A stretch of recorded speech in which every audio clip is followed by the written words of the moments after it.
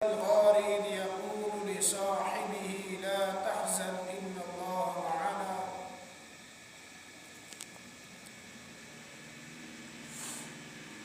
وقال النبي صلى الله عليه وسلم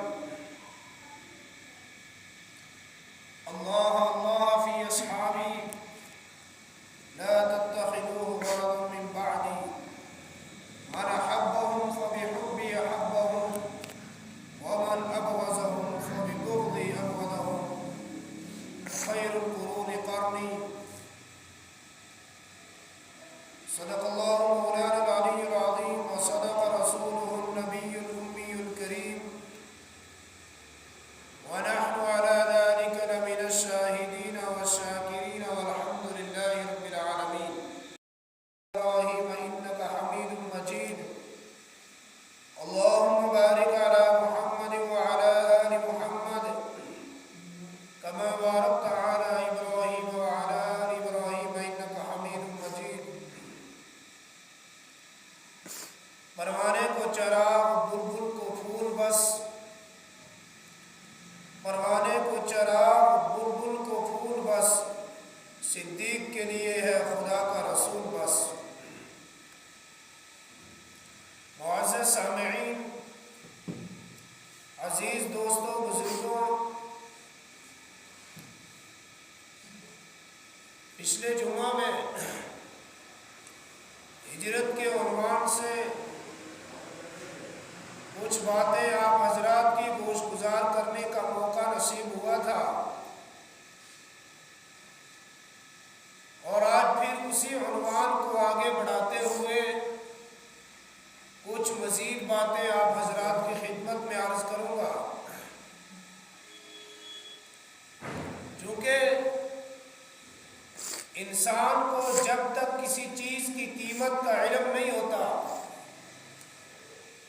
جب تک کسی چیز کی وقعت اور عظمت اس کے دل میں نہیں آتی، تب تک انسان اس چیز کی اہمیت اور قدر کو نہیں سمجھتا ہے. اسلام دین یہ اللہ کی طرف سے مجھے اور آپ کو مفت میں مل گیا ہے، کیونکہ اس کے حصول کے لیے ہماری کوئی قربانیاں نہیں ہیں،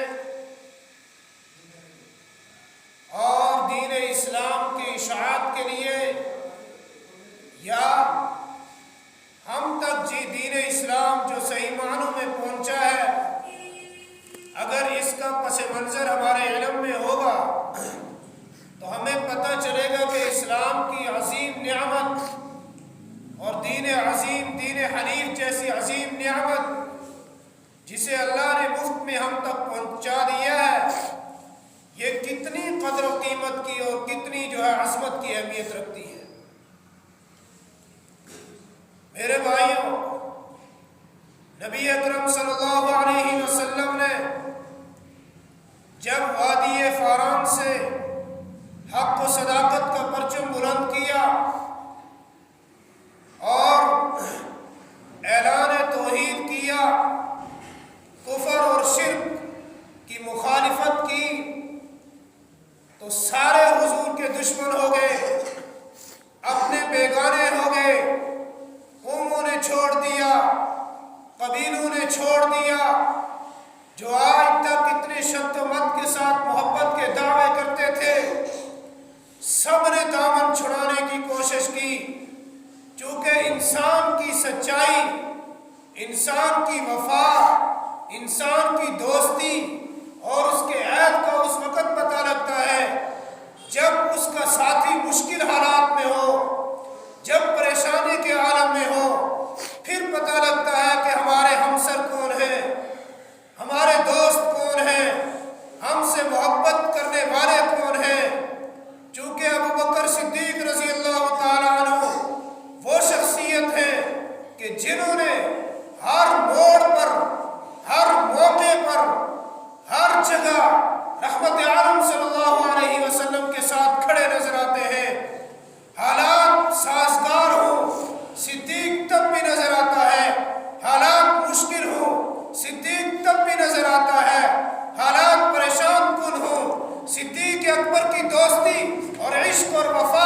چمکتی ہوئی نظر آتی ہے، گویا کہ مجھے کہنے دیجئے اللہ نے رحمت عالم صلی اللہ علیہ وسلم کے ساتھ وفا کرنے کے لیے، دوستی کرنے کے لیے، عشق کرنے کے لیے، محبت کرنے کے لیے اللہ نے صدیق اکبر کا وجود عطا کیا ہے۔ میرے بھائیوں، عشق و وفا کا سب سے پہلا مدرس ابو بکر صدیق ہے، اور وفا کیسی، ادا کیسی، وفا ایسی کی کہ وفا کو بھی صدیق کے اوپر ناز اور فخر ہے۔ میرے دوستو، بات ہجرت کے عنوان سے ہے۔ جب دار الندوہ کے اندر میٹنگ ہو گئی اور کفار اور مشرکین کے جو بڑے بڑے رئیس تھے، انہوں نے یہ بل پاس کر دیا کہ نعوذ باللہ ہر قبیلے کا ایک ایک فرد لیا جائے گا اور رحمت عالم صلی اللہ علیہ وسلم کے گھر کا محاصرہ کریں گے اور حضور کریم رؤوف الرحیم صلی اللہ علیہ وسلم کو قتل کر دیں گے، شہید کر دیں گے۔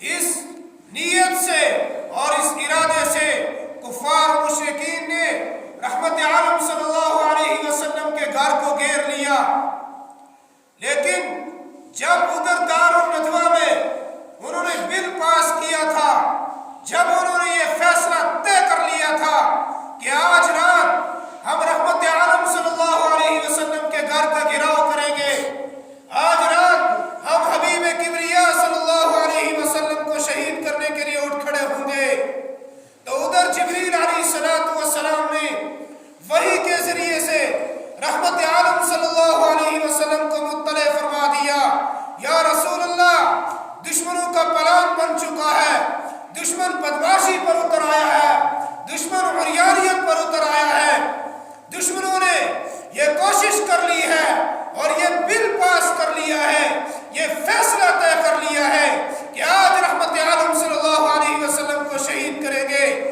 حضور اللہ کا حکم یہ ہے کہ آپ ہجرت کر جائیے اور آج رات ہجرت کریے۔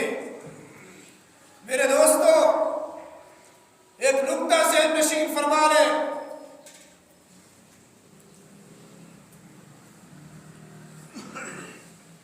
اگر اللہ رب العزت رحمت عالم صلی اللہ علیہ وسلم کو ہجرت کے لیے نکالنا چاہتے تو 2 دن پہلے بھی نکال سکتے تھے۔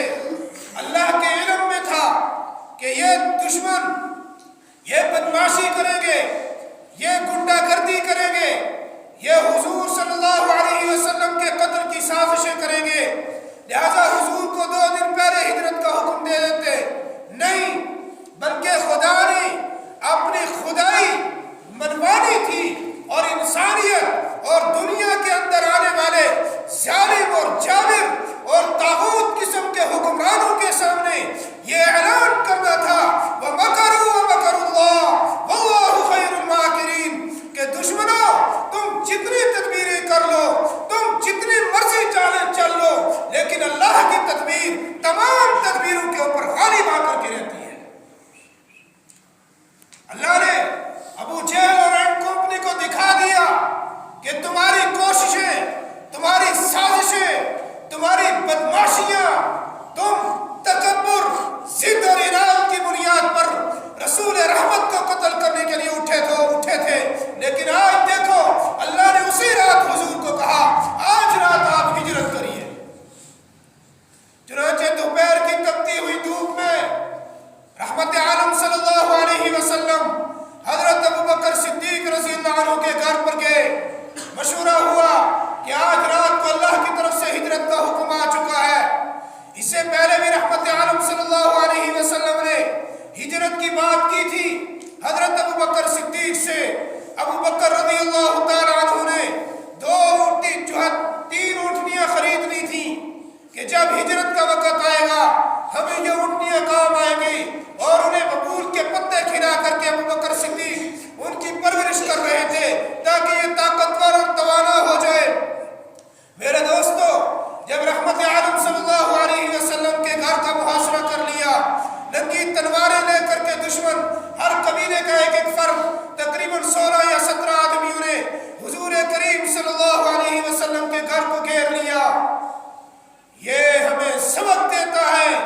کہ جب مصیبت تمہیں چاروں سمتوں سے گھیر لے، جب حالات تم پر بنائے، تو گھبراؤ نہیں، ڈرو نہیں، جھکو نہیں۔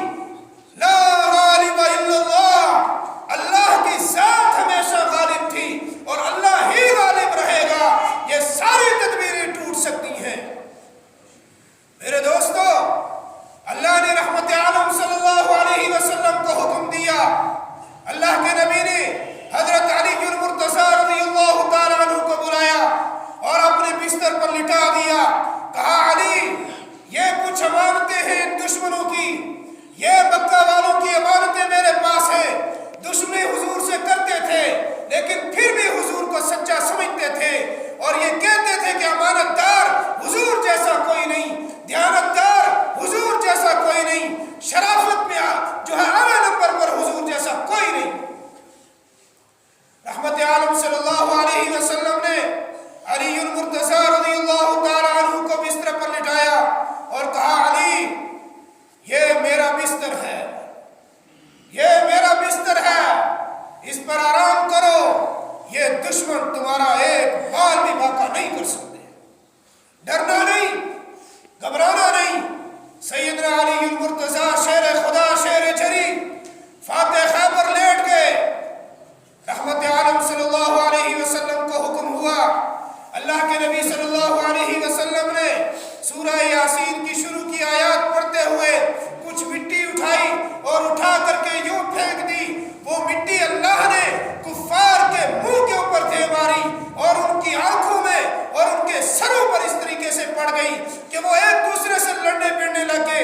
یار تو نے میری آنکھوں میں مٹی ڈال دی، دوسرا کہتا تو نے ڈال دی۔ نہیں، یہ انہوں نے نہیں ڈالی، حقیقت میں تو یہ اللہ نے ڈالی ہے، لیکن سمجھتے نہیں تھے۔ جب ایک دوسرے سے لڑنے لگے، اللہ کے نبی صلی اللہ علیہ وسلم اپنے گھر سے نکلے، سیدھا ابو بکر صدیق کے گھر پر گئے۔ اس سے ابو بکر کی عظمت اور صداقت کا پتہ لگتا ہے کہ جتنے صحابہ کرام آئے سارے حضور کے در پر، سلیمان فارس کو چھوڑ کر رحمت عالم صلی اللہ علیہ وسلم کے در پر، بلال حبشہ کو چھوڑ کر حضور کے در پر، صہیب روم کو چھوڑ کر حضور کے در پر۔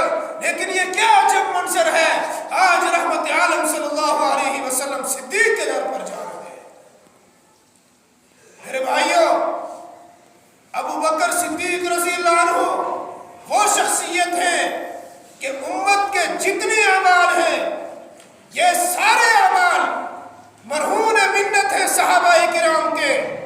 آج ہمارے پاس دین تو یہ صحابہ کی برکت سے، ہمارے پاس ایمان تو صحابہ کی برکت سے، ہماری نمازیں تو صحابہ کے توسط سے، ہماری زکوٰۃ تو صحابہ کے توسط سے، ہمارا علم صحابہ کے توسط سے، ہمارا تقویٰ صحابہ کے وسیلے سے، ہماری تہجد صحابہ کے وسیلے سے، ہماری حیا صحابہ کے وسیلے سے، ہماری وفا صحابہ کے وسیلے سے، ہماری عطا صحابہ کے وسیلے سے۔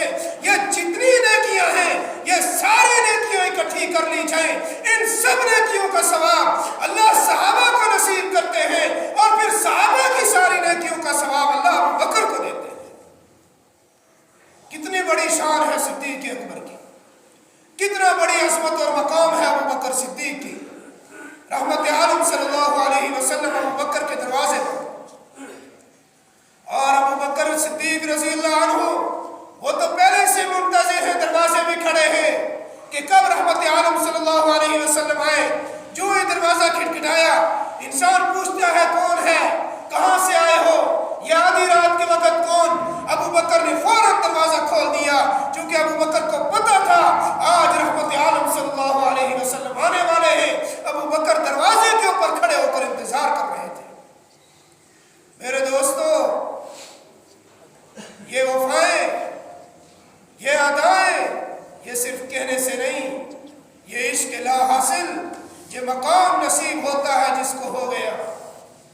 صدیق اکبر رضی اللہ تعالی عنہ رحمت عالم صلی اللہ علیہ وسلم نے فرمایا ابو بکر چلنا ہے، ابو بکر چلنا ہے۔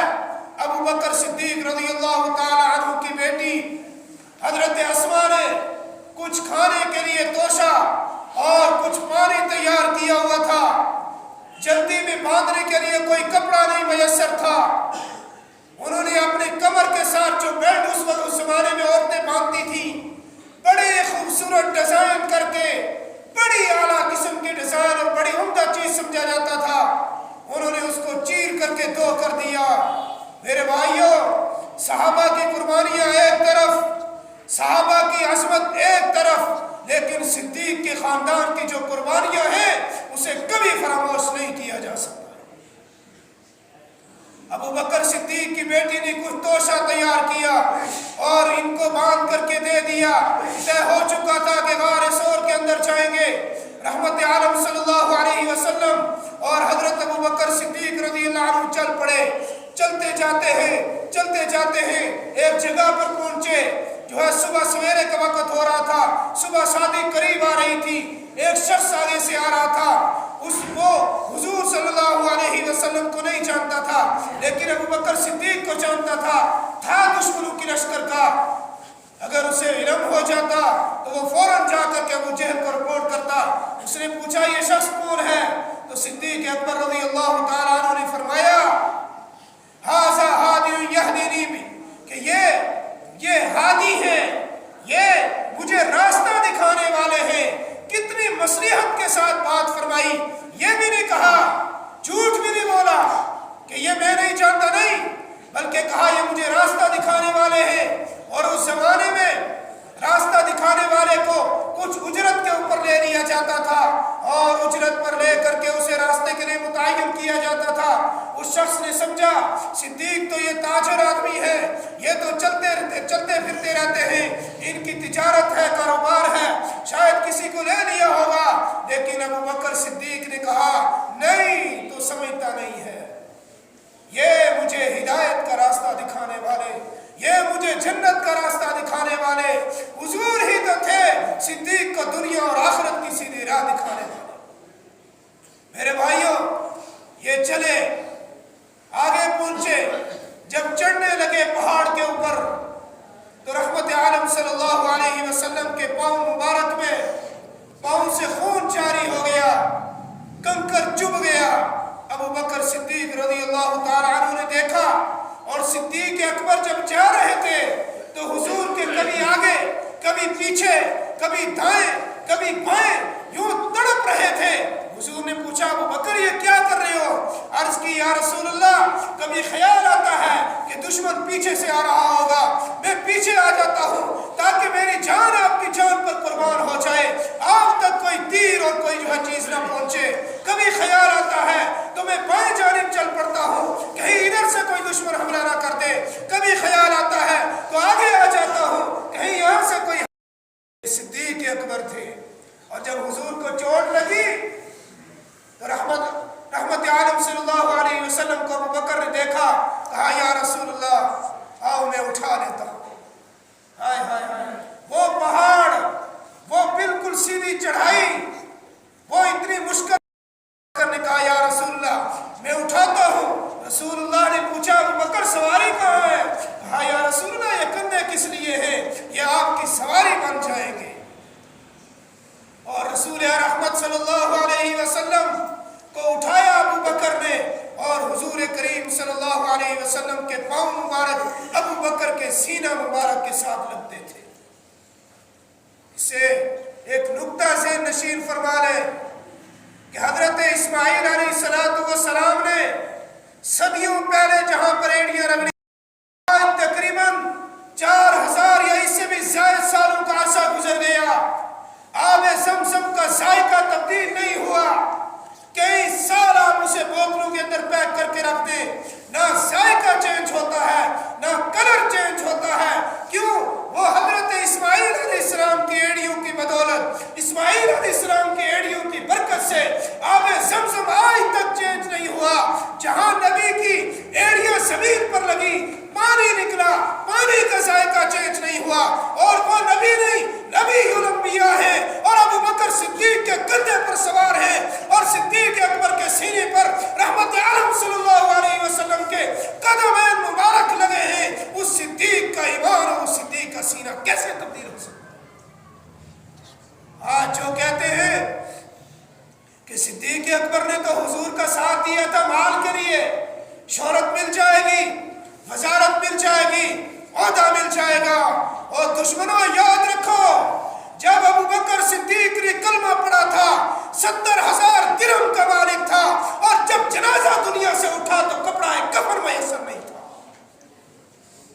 ابو بکر صدیق کے ایمان پر انگلیاں اٹھانے والوں، صدیق وہ شخصیت ہے جب رحمت عالم صلی اللہ علیہ وسلم مال مانگتے تھے تو ابو بکر پورے کا پورا گھر لا کر کے نبی اکرم صلی اللہ علیہ وسلم کے قدموں میں رکھ دیتا تھا۔ آج صدیق کے ایمان پر بات کی جائے، خلیفہ بلا فضل پر بات کی جائے، وہ پیغمبر جس کو وہ ابو بکر جس کو رحمت عالم صلی اللہ علیہ وسلم نے اپنی زندگی میں مصلی امامت کے اوپر کھڑا کیا، وہ ابو بکر جو ساری انسانیت میں انبیاء کے بعد سب سے افضل ہے، اس ابو بکر کے ایمان کی بات کی جائے۔ صحابہ کرام اور خصوصاً ابو بکر صدیق اور خلفائے راشدین تمام انسانیت کے لیے حجت ہے۔ اگر ان کے اوپر بحث شروع ہو جائے تو کسی کا ایمان کامل رہتا ہی نہیں ہے۔ میں تو یوں کہتا ہوں، اگر ابو بکر مومن نہیں ہے تو پھر اس کائنات میں کوئی شخص مومن نہیں ہے۔ دعا کرے اللہ تعالی ہم سب کو صحابہ کرام کی عظمت سے روشناس فرمائے، صحابہ کرام کے تقدس اور صحابہ کرام کی عظمت کو اپنے قلوب میں جگہ دینے کی توفیق عطا فرمائے۔ اللہ کے نبی